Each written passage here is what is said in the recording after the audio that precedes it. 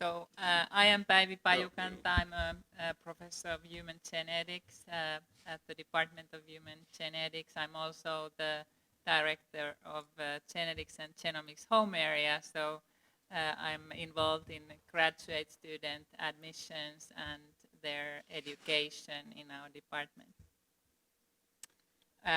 Perhaps I'll still add that my research group is investigating the genetic background of cardiovascular traits. So my name is Katrina Dipple. I'm a professor here at UCLA in the departments of human genetics and in pediatrics. I do research in genetic basis of disease as well as I'm a clinical geneticist and diagnose and treat patients. I'm an actor. And my name is Robyn Cohen. And I was in this movie and that we shot over a year ago. Yeah. Over a year ago now. And yes. Oh, you have your own microphone. Yeah. So that's how I'm involved. I'm Sheldon Coolman. I was in the movie. I'm an actor, and I also produced the movie. I'm Leonid Kruglyak, a professor in human genetics at UCLA. I'm Brett Bonowicz. I wrote and directed the film. And I'm Nelson Freimer. I'm a human geneticist. I'm a professor of psychiatry at UCLA.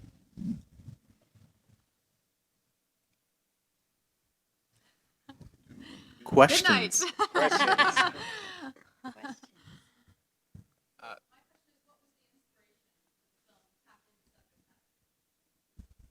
Okay, so I'll take that one. I had wanted to make a low-budget science fiction film, and I knew I didn't have money to do something on a moon colony or anything. So I had to kind of start with ideas, and I was really interested in the field of consumer genetics and kind of where that field was going.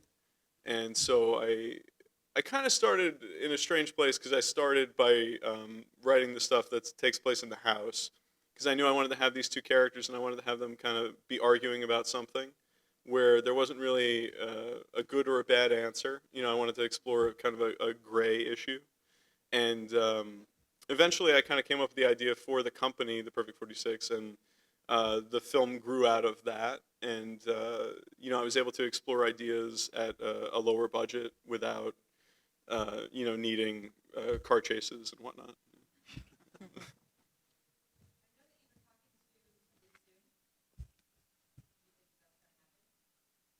Ooh, you know what? I'll leave that to someone else. Panel of experts. Yeah, what do you guys think?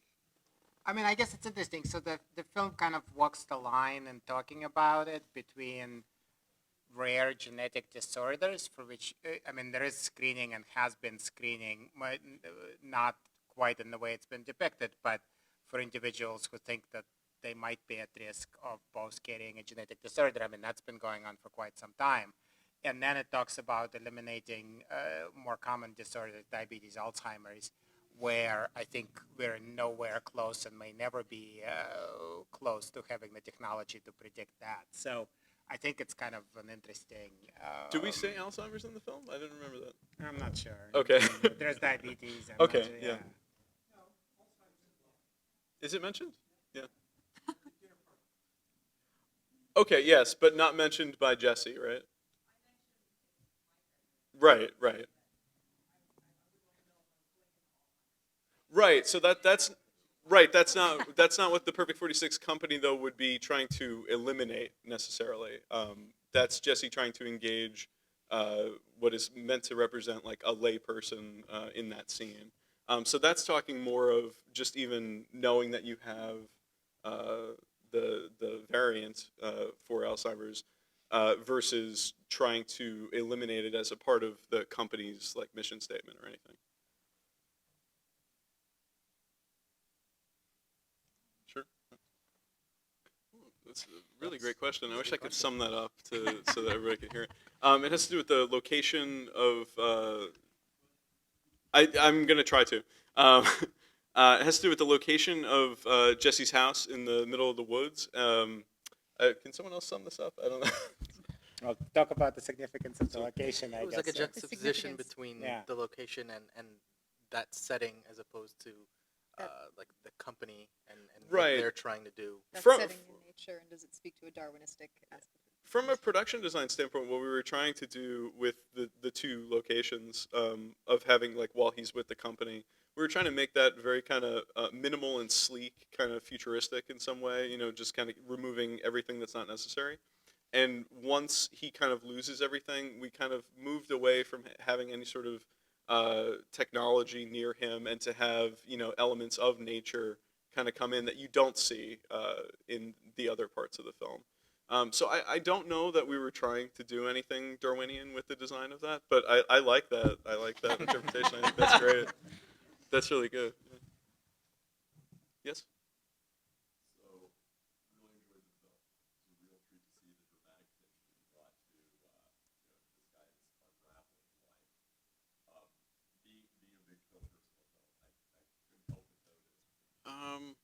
Sure.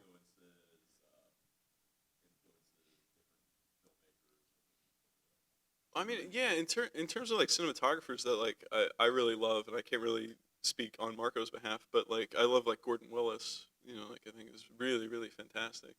And just any film he made in the 70s, basically, is just, I always want things to look really dark, because I find that that's how I remember a lot of things. So I almost want to see that on screen, that I remember it kind of darker than it probably is. Like this room's very bright right now. When I think of it in a few years, I'll probably think of it darker than it is today. So I think I'm always trying to emulate that within a film. Like I'm trying to look at it, because you're experiencing something that isn't happening to you, but you're going to remember it, sometimes anyway, if it's a great film, as if it did happen to you. So I'm always trying to emulate the way I remember something. In a way. In terms of camera movement or anything else, Marco and I are very like on the day kind of people. Like we don't really go in with a grand plan, and we do try to, listen to what the actors are doing and what the scene really calls for. So there's not really like a lot of callback to other films or anything else in that way. We try to be kind of as fresh or kind of in the moment to the material as we can be. Yeah.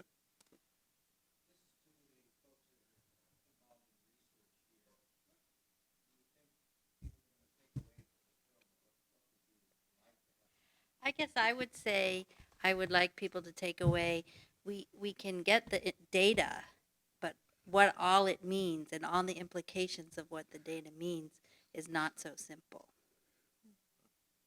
especially with genetic information.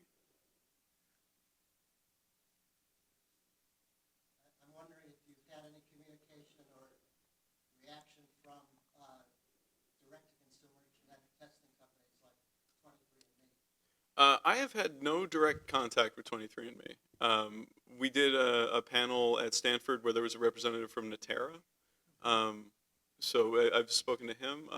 I've spoken to GenePeaks as well. I've never spoken to anybody from Council. I guess that would be kind of the other company. But yeah, I would love to.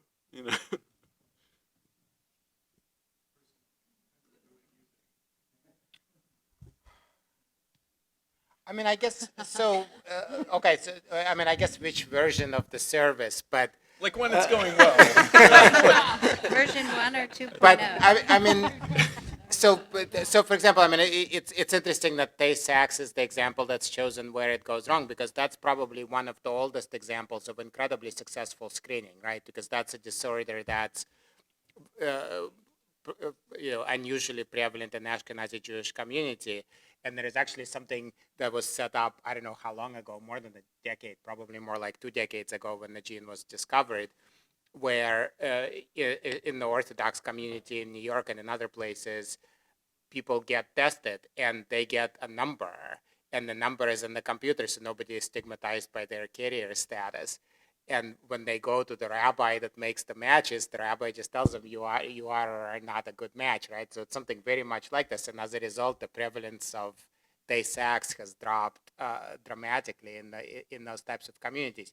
So for specific, known rare disorder testing, sure. I mean, why wouldn't you? Especially, I mean, another thing that's funny is that the way this is, so that's obviously in places where you have matchmaking still.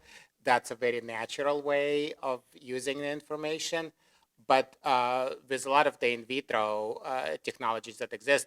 I mean, many couples who are at risk will have will go through in vitro and have the embryos tested pre-implantation, and so it's not like you're compatible or you're incompatible. It's just one particular fertilization event might not have gone well, but then you have others to choose from. So I think there are solutions other than divorcing and looking for a new partner. I do think like if we wanted to make the film like an hour longer, we could have had Jesse and his wife doing like PGD or something for a while. Well, I guess in his case, it's a bigger issue. Yes, yeah. I mean, I guess the thing that was really striking to me is that, when I think about this from sort of a dystopian viewpoint, the guy who comes in and, whose sister has had this terrible experience, at one point makes the statement about the sort of the sort of overlords and the subterranean slaves. And I guess, if I were to think about what really is the science fiction aspect of this kind, I mean, that's sort of where I guess I would see it. Is it's not in terms of, these sort of very, as Leonid was saying, these rare diseases that we already are screening for, but really, would we begin to really do use it in a way that is eugenics? I mean, that seems to me what would be the ultimate conclusion, is that if you really are trying to go for quote-unquote perfection, it would really be to go for some idea that's not really about disease, but about something beyond disease. That's where I would see the real issues coming in.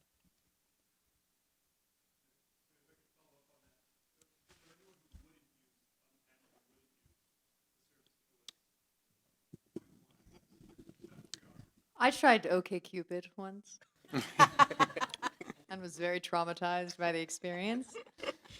So I'd be wary, but I wouldn't rule it out. Yeah. 2 questions back there. Yeah, go ahead. A number of people like planning ahead. Some people plan for retirement, and they want to make sure they have enough money and they know what's happening and so on and so forth. So your movie is talking about planning for children, but people need to plan for themselves. And so as we improve in testing, like for Alzheimer's and so on and so forth, if you're in the 20s and 30s, you may want to have some sort of idea whether or not you're going to get it, especially if the cure is coming along. But if the cure isn't coming along, there's no way that personally I want to find out, because I started worrying about it and spending my whole life researching it, and I've ruined my life possibly knowing that I'm going to have a disease that's not curable at the moment. So, but people, this technology will exist, it will go forward, and people will want to know and people won't want to know. It's a very complex problem. And do you have any comments on that? I mean, I guess we have some experience with that precise scenario in the case of Huntington's, right, for which the test has been available for probably 20 years. And that's one of those things where you know exactly what's going to happen because you've seen your parents or other relatives go through it. And you can predict the age of onset and death pretty precisely, and you're given a choice. Right now, you have a 50-50 chance, and we can tell you basically 0. You have, the same life expectancy, whatever risks as anybody else, or 100% you're going to die of this pretty horrible condition when you're 50. And there is actually, I mean, I don't know the literature that well. I mean, I think the fraction of the people who opt for the test, I think, are a minority, but it's not a small minority. And there are probably other people on the panel who know the numbers better. And there has actually been some follow-up on the reactions of people who do find out. And my understanding is that it's not as dire as you would think, even the ones who find out that they're positive. But there is actually quite a bit of experience in their papers about this sort of thing. I don't know if people know better than I do exactly what the Huntington's experience has been like.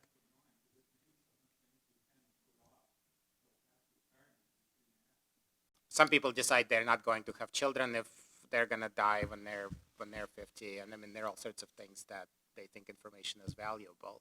others definitely want no part of knowing.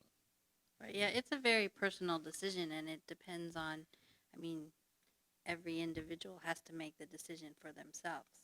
So there's actually, before you do like a Huntington's disease test or whole genome or exome sequencing, there's a lot of counseling that's done by genetic counselors to try to explain to the patient or person who's interested in testing, you know, what it will and will not tell you and what kind of things you have to think about.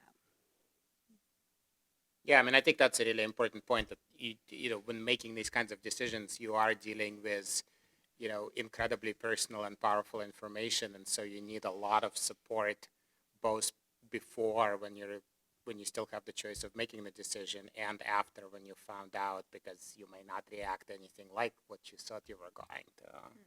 And we should not give people an idea that we know everything. So then even if you would be negative for certain things, it certainly doesn't mean that you wouldn't have any risk of many disorders and diseases. So then I kind of hope that it never would become very simple-minded or very kind of just thinking that, oh, I'm now negative for all of these things. So that's very scary.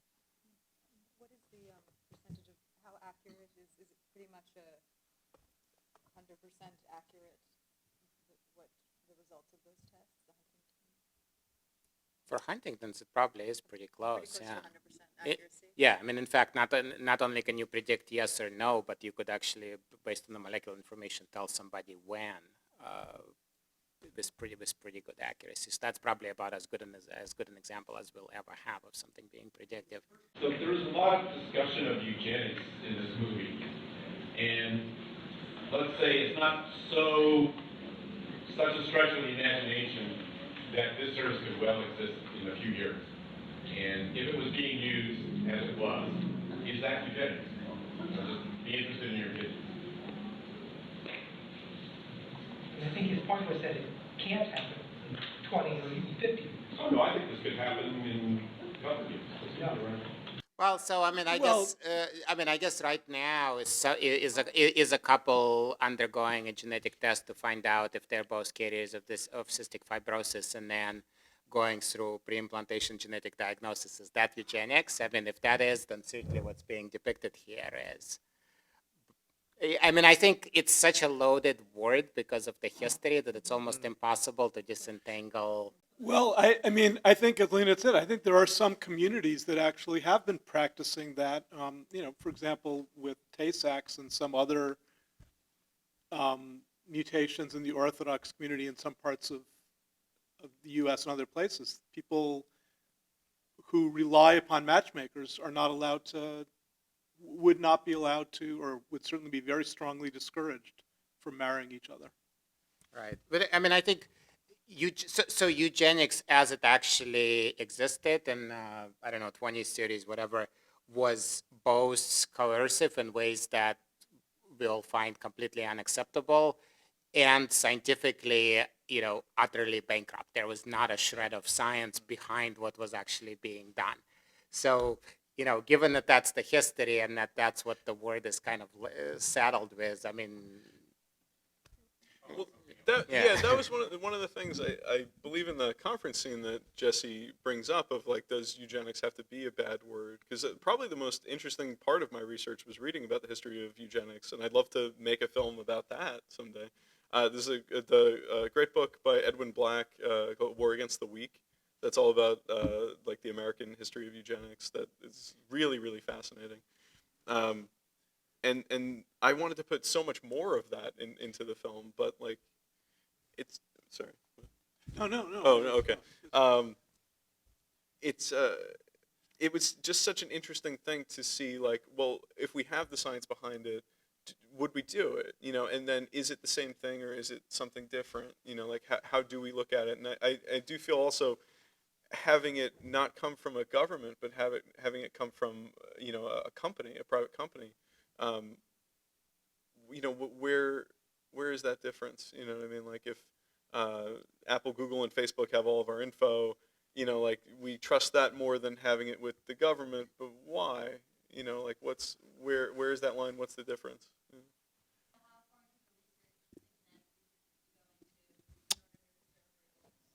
Um, well, to answer the first part of that question, I think this style of filmmaking is very freeing because it does have a documentary feel to it. So rather than feeling constrained by hitting the mark and it has to be time, there's a certain freedom that comes with this style. Yeah, it was Which I really enjoyed. conversational. Very conversational, yeah. The scenes that we had. Yeah. Well, I mean, yeah, that specific scene, is meant to be within a documentary. Yeah. Like, Right. that one conference scene that you're both in. Right. But Robyn, you handle a lot of like jargon. Like you get a lot of technical terminology and stuff that we kind of. I was around a lot to of you. technical Yeah, terminology, no, I which mean- I can't even say right now. My father was a cancer researcher at the NIH, and Did that help you? I don't know. And he had some good dinner time stories for us. But to answer the other part of the question, what really drew me to the film was, I think when you have a platform to say something, you look at what's on television today, and the top 13 to 15 shows on television that are most watched are procedural shows, which start out with basically there's a violent trauma, and then the show begins. And these are the shows that are being viewed by billions of people week after week. And when I read the script, I just really appreciated that Brett was bringing this subject matter to the table. He knew he was going to make a movie, have a platform to say something, and the question of, well, what are you going to say? What are you going to talk about? And this particular subject matter, I think, is cutting edge relevant and raises very powerful questions scientifically, morally, and so in preparing for it, I was dealing in those questions and sort of as an actor, you sort of search your own file of facts of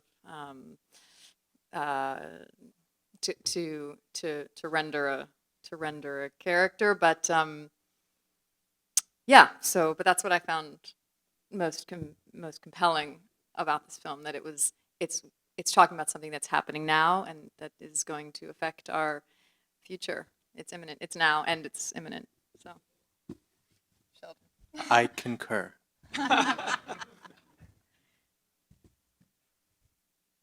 I can elaborate if you guys want me to go on. If we have other Is there questions. another question in the back? Yeah.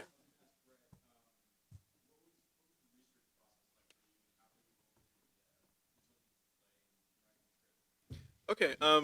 So yeah, I started writing it, like I said, kind of the debate between the two characters, and then once that was kind of decided where that was going to go, I had picked out a few books to read, and I would kind of take a break from the writing and read for a while, and then be like, oh, okay, I can kind of take this and then add this to an outline, and it was a lot of me reading and then taking notes and doing that, and that process kind of lasted a little over 9 months, and I wrote the film very much out of order, and then had to just kind of keep checking and making sure all the timelines make sense and everything. And once I had finished, I didn't have any sort of contacts in the science community. I had never made a film like this before. So I just one day on Facebook just said, hey, did anybody I go to school with become a geneticist or anything? and one from high school had, so she contacted me and I was like, can you please read this and just tell me what are the worst errors in here? Like, where did I really mess up? I tried to, keep it as contained as I could, like where I could read, well, this is a fact, I will write this into the script from whatever book I had been reading. So she read it and we went through a few drafts that way. And she was actually a really good story editor as well. Like, she was just great to kind of have read my scripts. I hope she always does. So right before we started shooting, we did an Indiegogo campaign where I was trying to reach out to different people. I think I may have tweeted to you at some point back then.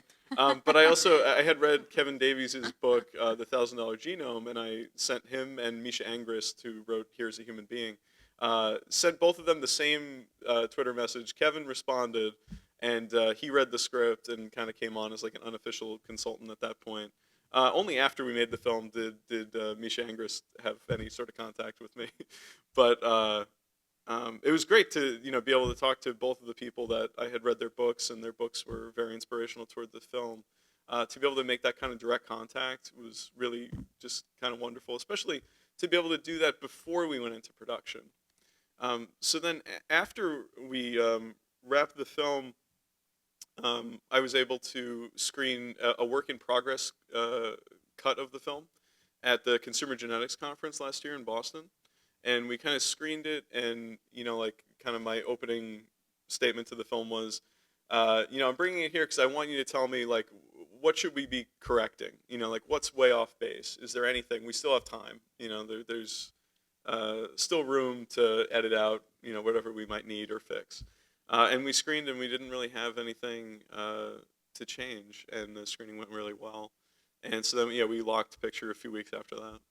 That was kind of the whole process of kind of vetting it. But I wanted to have it out there in a way that, I guess you normally wouldn't do with like a Hollywood film where everything's very protected.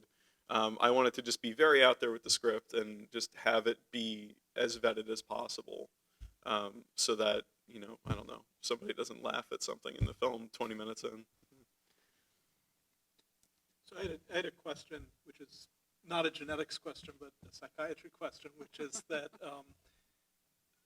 so it seems, when you see Jesse going to the door to get that package, I mean, he seems to have what looks like OCD or Yeah, I something got exactly like that. the same question. And yeah. so I guess what I was wondering is, I mean, did that in some way sort of fit with an overall conception of him as a person, or, I mean, I was trying to figure that out. I mean, was it your idea that everything he did in some way related to, some personality characteristics of his? Or? In the finished film, the OCD kind of gets shortchanged a little bit. We had some more of it, but it was really kind of bringing the pace down. Yeah, cause and it's yeah. As it would. So I think it was a bigger part of the film, and it had more for me to do with loss of control, and where he's trying to be able to control more of his surroundings as he moves to the other house.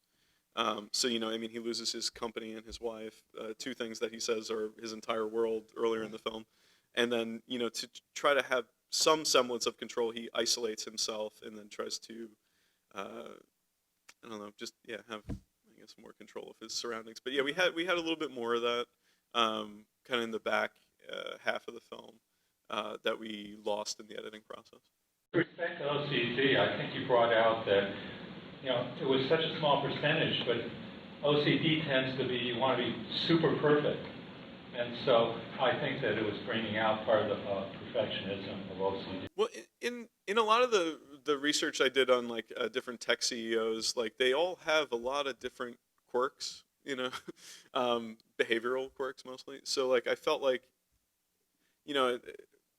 not that the OCD was really a part of that necessarily, but it definitely, I think, helped to give it a little more kind of flavor to the character. Probably like almost everyone else, I've been, fascinated by the nonstop coverage of Ebola over the past month or two. And, I think what Ebola shows is that we have absolutely no idea what kind of things are coming to face us that are going to test our immune systems. And, I think it's going to be impossible to really sort of predict what is the right immune system depends on what is the threat that you're facing right now. And this is one of the reasons why I really don't believe that from an evolutionary standpoint you can ever even imagine sort of going towards perfection, because we're going to be much, much better at sort of being perfected by treatments that don't in any way sort of go with the rigidity that would come with, with any kind of eugenics, basically.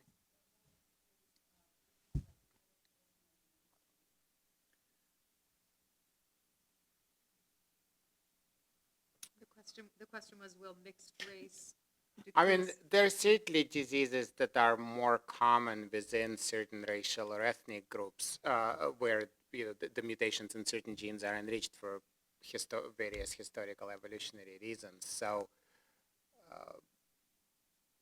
I think for some disorders that probably would reduce the chances. I'm guessing the overall fraction of reduction in disease that you'd see would be very small. But Yeah, we're mostly much more similar than that yeah, across all the races.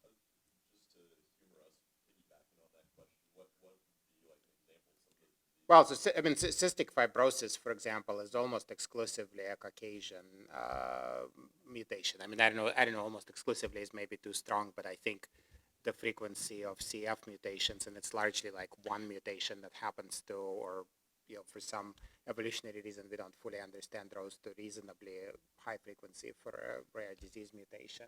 I mean, I think it's at least 10 times more common among Caucasians than in the rest of the world. So, I mean, sickle cell disease, as was mentioned, is right, that's a really strong example. Right, Yeah. but you have to be careful because even though like cystic fibrosis is primarily a Caucasian disease and Tay-Sachs is primarily in the Ashkenazi Jewish population, other ethnic groups get mutations in those genes.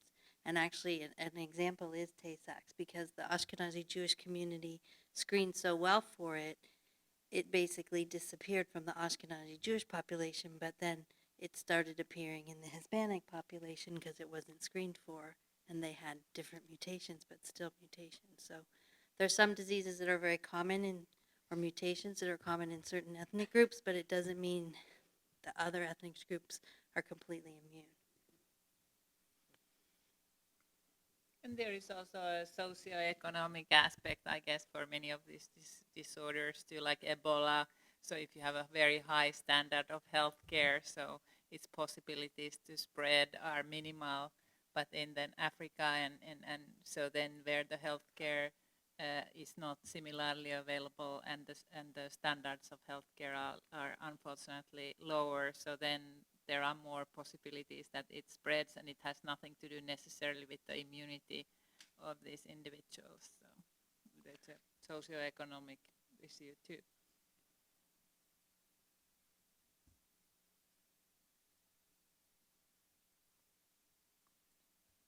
So there's nothing analogous to hybrid vigor in humans documented, I would say no. I mean, on theoretical grounds, you might expect some, but not much. I mean, essentially, I guess so of the genetic variation that exists in humans, something like 90% is shared across all ethnic groups, all continental origins, all of that stuff. So there is only something like 5 to 10% that can be specific, specific to certain populations. So we're pretty kind of uniform and homogeneous because of the history and relatively recent emergence and growth of the population from a small ancestral group. So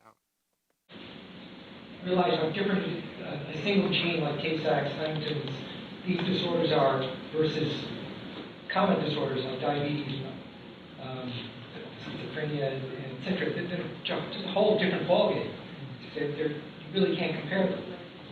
Common diseases are just so complex that any sort of, you have no possible way of figuring out who is susceptible to it.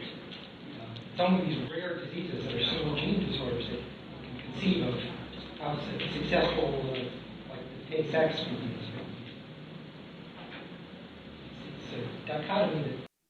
yeah, it's a really striking dichotomy from one gene that's basically all or none kind of definitive answer to what we're learning are hundreds of genes, maybe thousands, most of which we don't have any idea of what they are yet, and where any one of them tweaks your risk of something by a fraction of 1%. I mean, that's just a completely different world. Any last question? Yeah.